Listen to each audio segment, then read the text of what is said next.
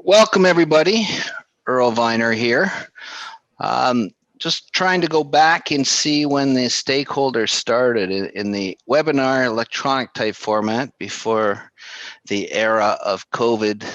David started these at least 5 years ago, but David and I have been doing these. I've found records going back to 2012. So it's at least 9 years, and it's probably earlier than that for us, but that's what I found. So welcome everybody. Thank you for joining us today. And hopefully you enjoyed our earlier blab as we were going back and forth between us. As you can see, we got a fairly full agenda. So David, you just want to advance it one? I'm going to go through it very quickly.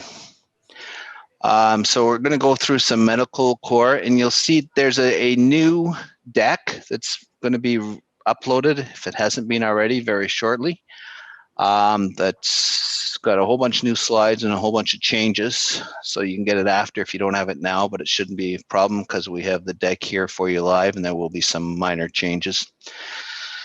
So David is going to start with Dr. Lamy, favorite case of his, shall we say. And then Ben is going to go into some patent judgments on technological advancements.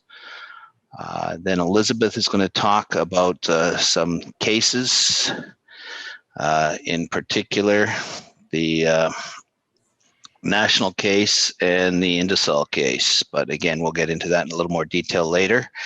And Justin's going to talk about some interesting statistics and what effect COVID has had, if any, on R&D from practitioner standpoint and from our clients actually doing the R&D. And then finally, Angela is going to talk about the rules for video hearings. So we got a fairly long and extensive agenda set out before us.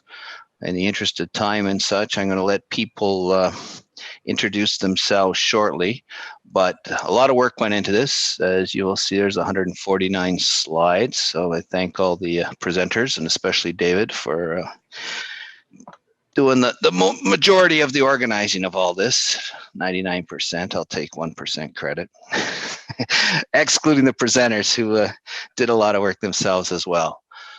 So on that note, we are going to use the Q&A function. So if you have any questions, please put them in the Q&A as opposed to the chat. And look forward to any questions, and we will get started. We're going to stick pretty strictly to the time as much as possible. So for those of you that want to jump in and out, understand, because it's a very varied type of agenda. So we should hit almost everybody's interests, but perhaps nobody's interests, but time will tell. On that note, I will turn it over to David and get going. Thank you. Excellent. Okay, so I'll do a quick little lead in. Most of you know me. I've been working with this group for a while. The issue that we're going to talk about now is very interesting. We've been talking about it for about 5 years through our practitioners group. I'm going to jump a little bit ahead now. So you can see that we've been raising issues with the CRA, and myself and a series of presenters from RDP and Julie Bond and Goulet and Associates have done presentations on various issues here over the past 5 years. And there's been a lot of controversy, I would say, in fighting with the CRA, infighting as to what are the real rules here. So what's really neat is last year the CRA came out with a paper that was a directive paper that added some guidance, their 2019 guidance paper. However, recently there's been a tax court case by a Dr. Lamy, Medical Professional Corporation, that really shed some light on all of these issues, and I think helps to resolve some, or at least start to put things on track. So I'll jump back a slide and talk about just the history of the issues that we've talked about over the last 5 years. And the first one is what we call AFP or APP, alternate finance funding. And really what that is when you're a specialist, so not a general practitioner, but you specialize in some area of medicine, you usually get paid more than a general practitioner.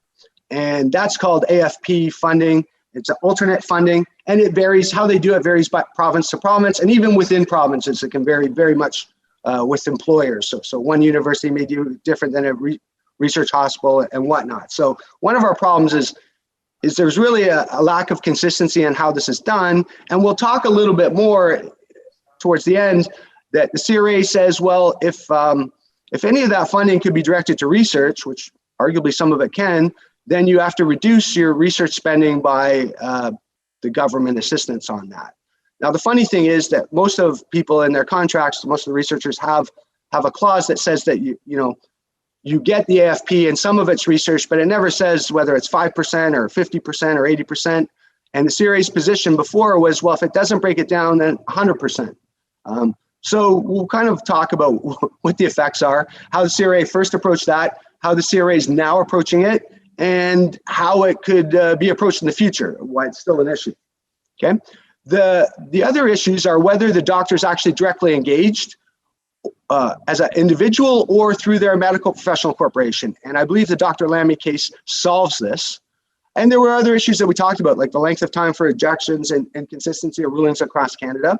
I think that due to a new Director General that came in about 3 years ago, all these things have been resolved at this point. So we don't really have much to complain about anymore as we did back around 2018. One of the issues that popped up around 2018 that is present in this case, and I think is still an issue, is how do the doctors, when they're in a large study, prove that they're involved on the design of the protocols, that they're actually doing the SR&ED, as opposed to being hired to collect data, more of a technician role, and report that data to the sponsor, whether it's Pfizer or Bayer or some large company, pharmaceutical company, which they often are, and have it really be their R&D. So we'll talk about that as well. And the Dr. Lamy case, I think, addressed that very, very well. It provides an excellent example. Okay, so like I say, we've got those 5 points there that we've been hammering on for about 3 to 5 years, depending on the issue in question. And I think a lot of them got resolved this year, particularly with this case. Now, one of the methods that I'm going to use to analyze this is I use a little structure called the square, triangle, and circle. And the reason I think that's really important is it follows what we call the scientific method that everyone's pretty much aware of, where you have your objective, your hypothesis, and then your activities, your analysis, results, and conclusions. And that lines up with kind of our model where we use the 3 shapes to say, well, do you have objectives? And more importantly, are you thinking outside the box? So we can use those analogies. Thinking outside the box means you've identified uncertainties that you can't solve by normal methods. And then lastly is your analysis, results, conclusions. So your pure scientific method. Here's a little overview of how that works. And what we really want to do within that scientific method is not only show what our objectives are, but talk about the state of existing knowledge. So Ben's presentation coming after mine is going to look more deeper into that. So how do we define prior art? How do we define the state of existing knowledge, what's readily available to someone who's skilled in the art, and then show with our uncertainties or our hypothesis how we go beyond that. And one of the best ways I found is for the individuals or the researchers to identify variables for experimentation that they think are uncertain based on their benchmarking of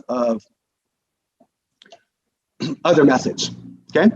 So once we have that structure, we can analyze the Dr. Lamy case using something called a key criteria summary. So what we first want to do is say, do we have quantified objectives? Now in this case, we have a really good example that he had 4 projects there, 2 of which were accepted by the CRA and 2 of which weren't. And they were each of them were kind of grouped together. So I would say it was really like two projects if you look at it. The others grouped eligible parts with ineligible parts, and we'll talk about the ineligible parts. The largest of these studies was called the coronary study, and it was the majority of what he was claiming. And it was partially sponsored by the government of Canada, so there was some funding coming in there. But the CRA challenged whether, in fact, Dr. Lamy was doing SR&ED or whether it was just a large part of a group who might have been doing SR&ED, but perhaps he was, I would call it the cog in the wheel, that he was doing more technician work and reporting information to someone else who analyzed it, developed protocols, things like that. So one of the key things on successful medical claims, particularly if you're working in a large group and you're being paid, say, by a large drug company or something, is to show that, in fact, you are doing SR&ED, which means you have input on the design of the protocols or changes to the protocols or the methods themselves, as opposed to just following a protocol that was assigned to you, collecting data, reporting it, and letting someone else at the sponsor do the SR&ED, do the analysis, and make the conclusions. So this is a big issue I find in medical claims and in fact in dental claims. I've had several dental practitioners challenged along similar lines. Are they directly engaged? Things like that. So I'd say for the medical profession in a wide sweeping area, this has been these have been serious issues.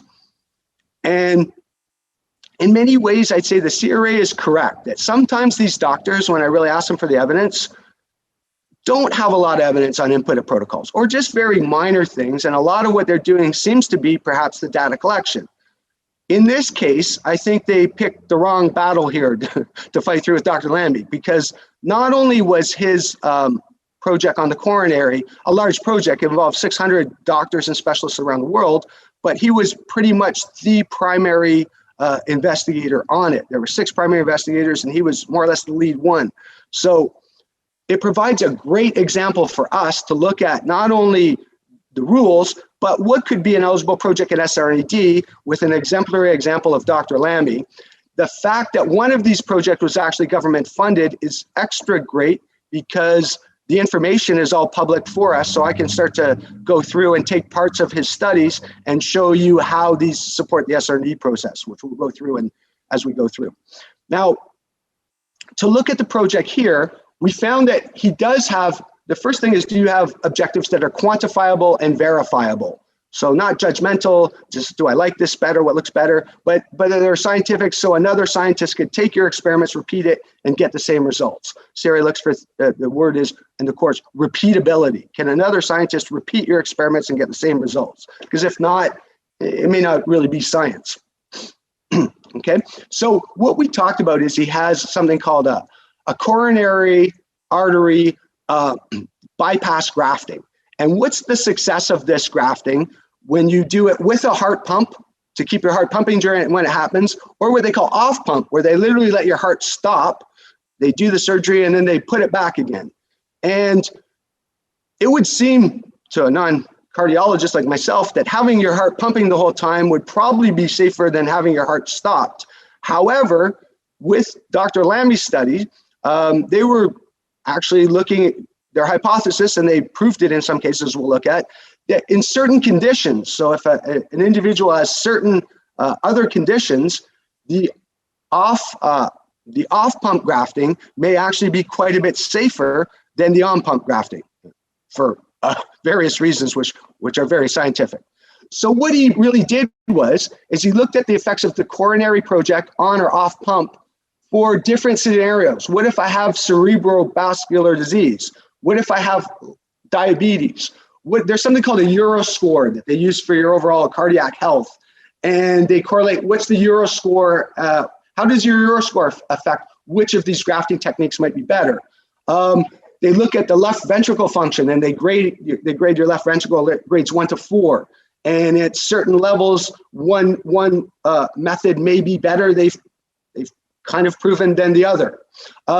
The number of vessels that are diseased. So these are just the 5 main factors, but they've actually identified other factors to say, in normal cases, having the pump would be good, but in a variety of cases, specific cases, having the pump may not be as good. The other one was cost. So going off pump is actually quite a bit cheaper, a little bit cheaper than going on pump. So again, if it's safer and it's cheaper, there's a strong argument that methodology should be adopted a little more. The second project, I've grouped them here, is a study that they did with Bayer to analyze the effects of a drug that Bayer was coming out called Riveroboxin within this whole process. And again, CRA challenged that perhaps Dr. Lamy wasn't really providing input on the protocols. He was more or less just a technician, finding information and reporting that to Bayer, who would then pay him for that. Again, that turned out not to be the case here. He was putting information in and affecting the protocols. However, because that was a private company, we don't have all the information, and the tax court case doesn't doesn't provide as much detail as we might like to flush out a project description. So we'll focus more on the coronary project, but I've put the COMPASS project in there just for comparison to talk about the issues that are faced by the medical professional corporations. We're also told here, one of the things that I like to do when I look at an entire project is to say, yes, we've got quantifiable outcomes for both the on-pump and the off-pump methods. We've looked at how do we benchmark standard practice. So they've looked at different competitive products in the past. Dr. Lamy had been involved, we're told, for probably a decade on other kinds of developing this technology.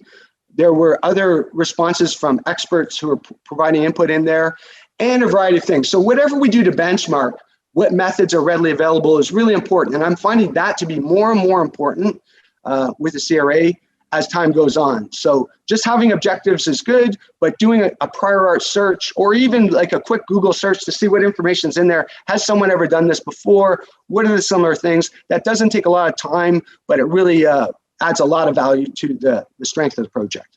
Okay, so the last parts, and then we pretty much cover the project, we can skim through the details, is I like to talk about within the description itself for the person reading it, give them enough information to say not only that the work is SR&ED, but the costs that we're claiming seem reasonable. So one of the ways is to talk about how many patients. So in the coronary study, they statistically determined that they needed roughly a 4,700 to 4,800 patient sample size to reach the confidence intervals, and they use something called a Cox method of statistical analysis. So they're very precise on how they measure it, what the issues are, and supporting a large sample size.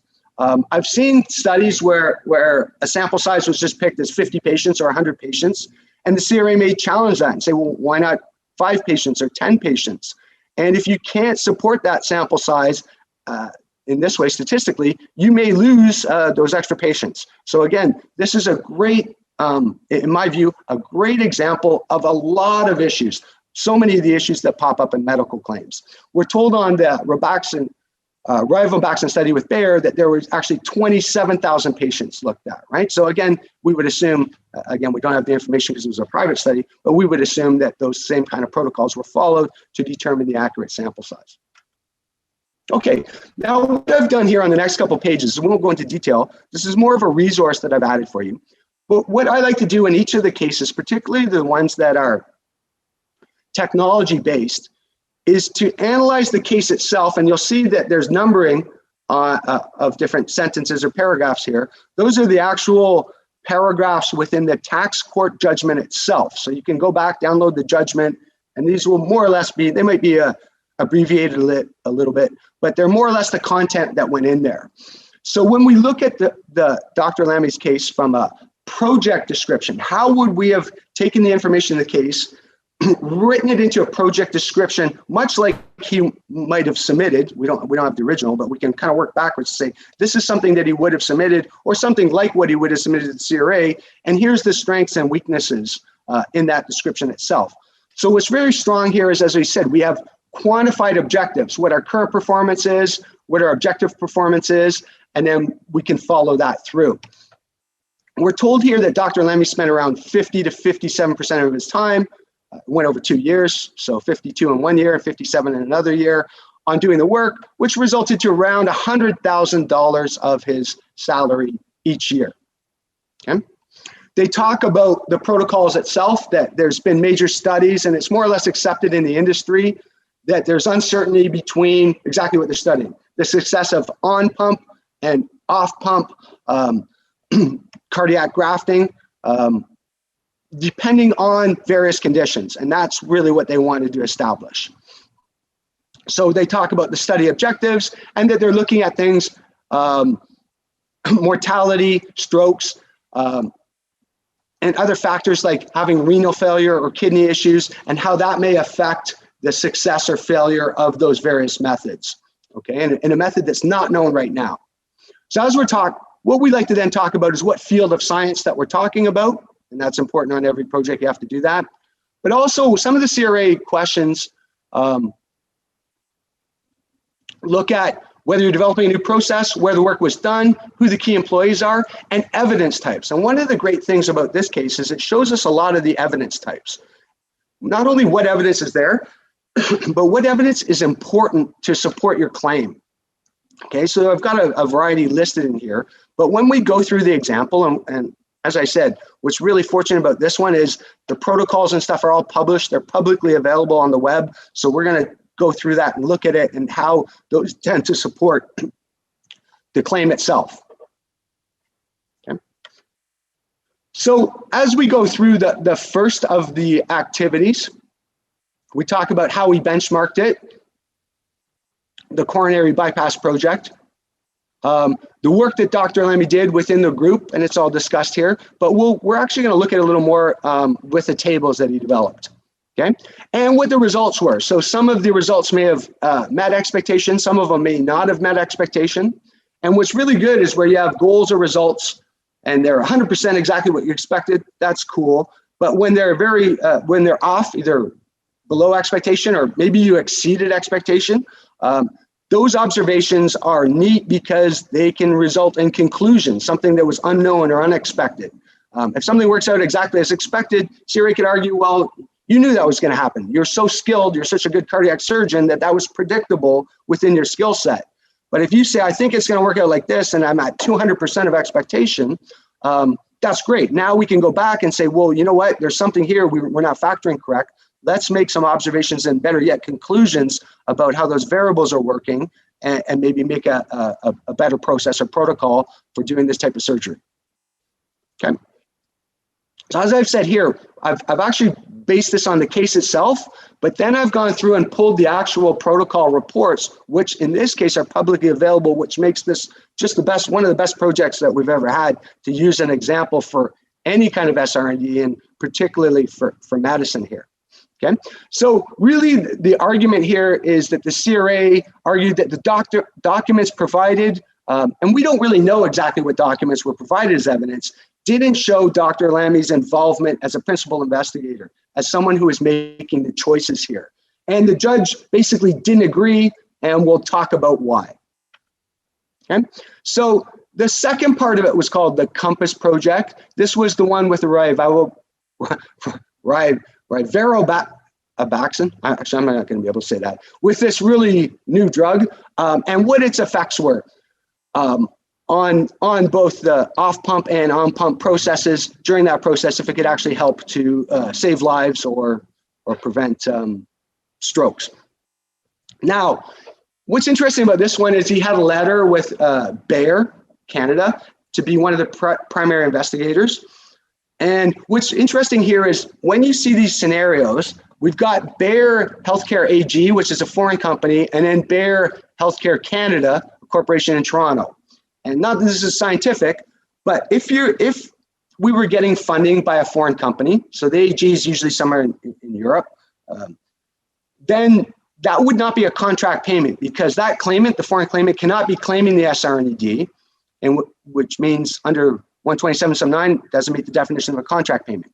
If Bayer Canada was in fact paying Dr. Lamy, which they didn't in this case, but had they paid him, and Bayer Canada had also claimed the payments to Dr. Lamy for their own SR&ED claim, then those payments would have been a contract payment and they could have reduced his eligible expenditures. Now, this wasn't the facts of this case, but in many cases like this, it's a factor and one of the things you want to be aware of. Okay. So the last question, as we said, was the doctor directly engaged? So the argument here was that the medical professional corporation is the one who's claiming the cost, but it's actually the individual doctor, not his or her corporation, that's doing the work. And basically, this has been an argument that we've been fighting about, direct or indirect, for the past 5 years, and CRA was kind of being unclear on that.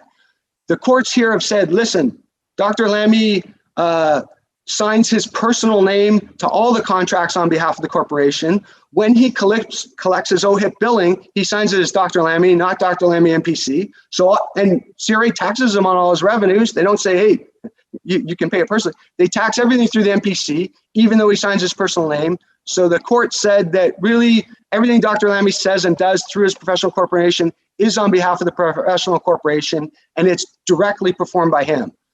So that solves the issue of whether, in fact, his company wasn't doing the work, that he was doing it, and therefore they couldn't claim. So I would say that's a major precedent that finally the courts have said, yes, the individual and their medical corporation, even though they may sign it one way or another, if the work's on behalf of the medical corporation, particularly where all of the funds and all of the work is flowing through, that makes perfect sense. So finally, we've got some clarity on that issue, which was an issue that discouraged a surprising number of claimants in the past. I can think of at least a dozen medical professional corporations who over the past 5 years have decided not to claim exactly because of that issue. And not only that, doctors talk a lot, so they would tell their colleagues and stuff and discourage groups of them. So again, this is a really good precedent and a really good example, I'd say, for the medical community to say what's in, what's out, and why. How can I document this within a reasonable amount of time? Okay, so as I said here, there's featured publications of this study that are publicly available, and they go right through the published protocols. So we can see Dr. Lamy as one of the main investigators among several top investigators from all around the world doing this investigation, both for the original studies and for the 5-year follow-up study. The study protocols are actually authored by Dr. Lamy personally. He's the main doctor on it. So saying that he had input on the protocols is easy to support, and in fact, they're fully published. The study itself is great because it starts to cite other studies. So it cites 4 other studies by other doctors in the past on exactly this issue, what their results were, and what the perceived shortcomings of that study were that they're going to address in this study. They looked at the results and correlated it to cause, so mortality correlated to other kinds of issues, and that in some cases they've identified that the off-pump method is actually more successful than the on-pump method given certain conditions of the individual. So that in general, the on-pump method may be better, but in certain conditions, they're starting to show or prove that in fact, the off-pump method may be safer and more effective, not only cheaper, but safer and more effective for the patient. And again, they take this and later in the study, they start looking at a larger number of patients and what the issues were. And again, identifying conditions where the off-pump method performed better than the on-pump method, which is contradictory to standard practice or the general belief. Although, like I said, as they said in the hypothesis, the community of cardiovascular surgeons around the world were starting to believe or hypothesize this may in fact be the case, and now we have a study that with 3,000 or roughly 5,000 patients that starts to support this. Okay, so we talk about protocols and study schedules. Again, Dr. Lamy can show he was involved on designing all of this, which is relevant and very important here in all medical and all claims really is sample size, particularly where we're doing a large sample of 4,700 patients. As I've mentioned, what they did was they could statistically support it with different things. They use something called a Cox model that's used for determining sample sizes here. And they can support that a 4,700 person sample size will give them the confidence interval based on the factors that they're looking at. Again, very, very important. Most medical studies done with large companies tend to do this sample size analysis, but I'm saying it's important even on the smaller studies, if a doctor or dentist is looking at their own patients to determine, and particularly if they're billing the patient, because those costs would all be in. The patient's not going to claim the SR&ED, so the patient's payment to them is not a contract payment. The fact that they're getting paid for that work would be irrelevant as long as they can support the sample size that they're doing a relevant number of samples. So again, that's an area where the CRA is going to look closer to say, do you really need 5, 50, 500, 5,000 samples?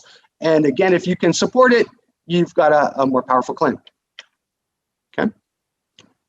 So again, the tables also go on to show 2, 3, and 5-year analysis and mortality rates to look at variations among those things, so that one study may be, one method may be better in the short term and not so much in the long term. Again, they focused on the ones where the off pump was better and summarized those results to say that In general, there are exceptions to doing the on-pump, and they can start to statistically support it with a reasonable enough sample size.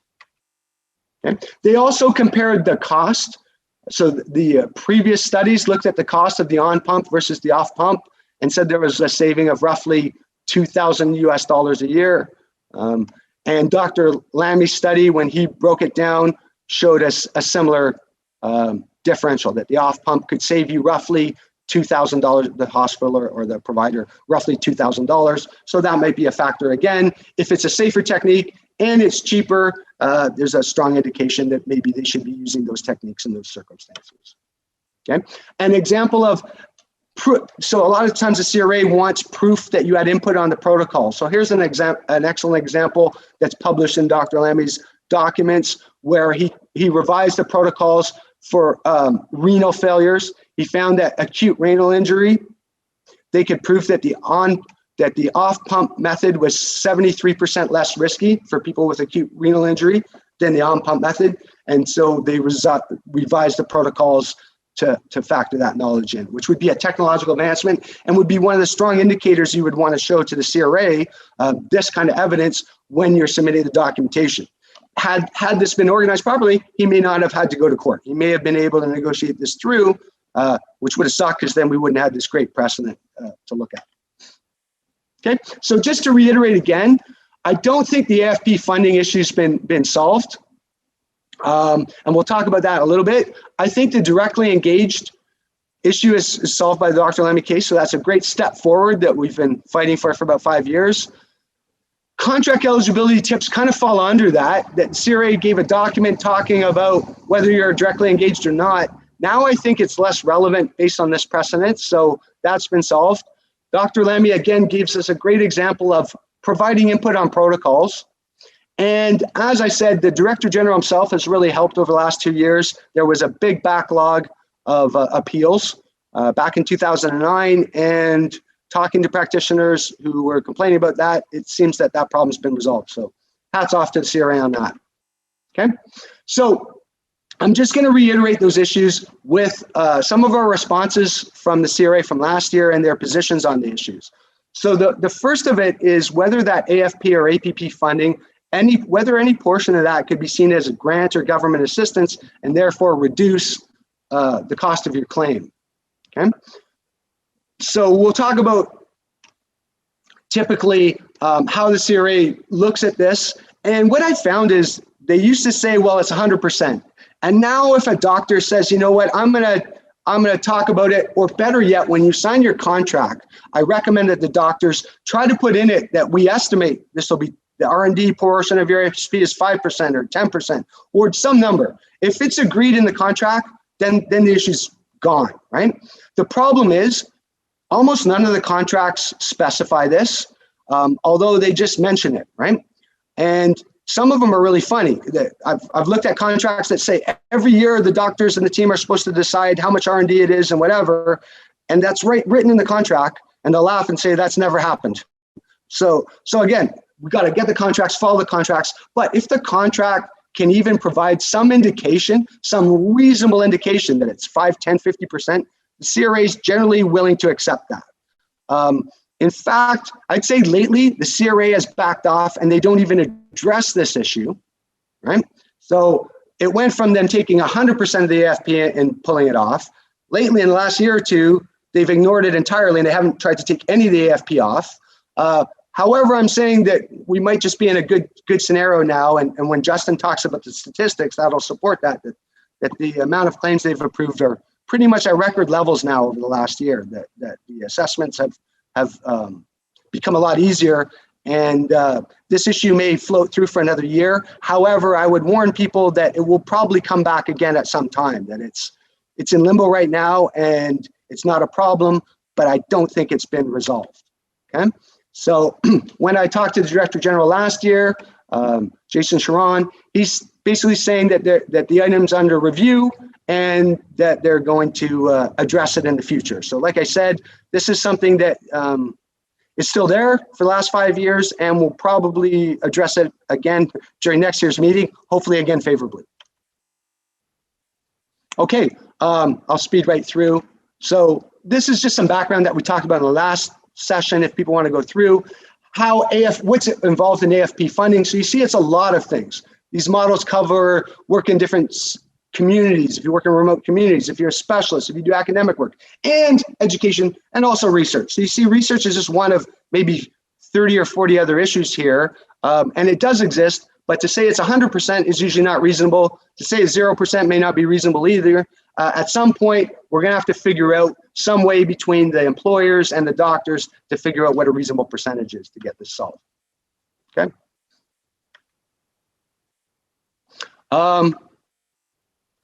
So my recommendation, have the hospitals or the people who sign the contracts put a number in there or estimate when we do it. That should resolve this issue for all. The directly undertaken issue, as we said, appears to have been resolved. The backlog of objections appears to have been resolved. And the last one, which is evidence on the protocols, is still in here. And like I say, the Dr. Lamy case provides an excellent example to us of what could be relevant information in their transcripts, sponsor support letters, supporting emails, whatever you have here, but mostly showing protocol changes or input on the protocol design itself to make it eligible. Okay. And basically, if you provide that evidence, I think you should be good. Although the Dr. Lamy case shows that in certain situations, you may have a very strong claim and the CRA may challenge it. So again, hats off, in my opinion, for Dr. Lamy to fight the case. In many cases, I've seen practitioners who've probably had successful claims, but just really didn't want any fight or arguments with the CRA and just walked away. So again, this is a great precedence, I find, to let things go. I think now we can talk about some of the documents there listed and leave it open to recommendations or questions before we move on to the next one. Thank you, David. My pleasure. Sorry, I took a little long there. I'm just trying to keep on. No, we're right on target. I expected not too many questions, and there is one question. And that was a comment that David made in the question about contract payments with Dr. Lamy. And the issue there was, I apologize, I turned it off and somehow went back on. The contract payments is saying that Bayer was involved because the payments came from a foreign person, that they were not considered contract payments. And David's just referring to the position that CRA really doesn't care who claims R&D as long as there's only one Canadian taxpayer. So there's no issue if it's a foreigner. If it's a Canadian company, then there's specific rules. And we've gone through this before in the past as to whether it's truly a contract payment or not. There's some interpretation by CRA, and CRA seems to always look at who owns the IP, which technically is not the test.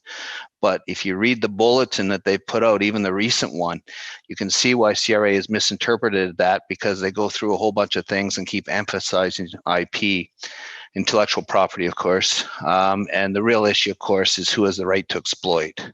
Hopefully that, yeah, I think we got it. Yeah. So that answers that question. Yeah, my comment on that is the series, exactly like Earl said, the word they use is double dip. They don't want to double dip. So they don't care if the performer or the payer claims it. They just don't want the same cost being claimed twice. The one thing that you didn't talk about, David, and maybe you just want to briefly talk about the FTCAS. And I mean, the FT.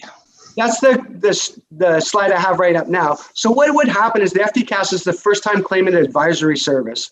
And what had happened starting around 2015, 2016, which is what brought this whole issue up, is that they were going out to the doctors and saying, look, we're going to approve your claim this time, but we recommend you don't claim again. And they were kind of scaring them in that meeting and telling them you're not directly engaged and hitting them with kind of issues that they were hitting Dr. Lamy here with.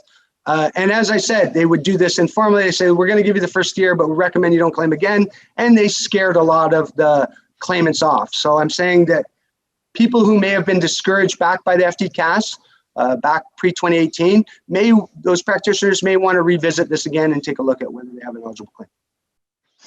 Thank you. The one concern, I think, that a lot of clients think that you can request And I think there's some slides later on where they come and comment. But the FTCAS, CRA's policy is on all first-year claimants. They will either do an FTCAS or a full review, or an audit, as we like to call it, but they say it's a friendly review, which of course it really isn't.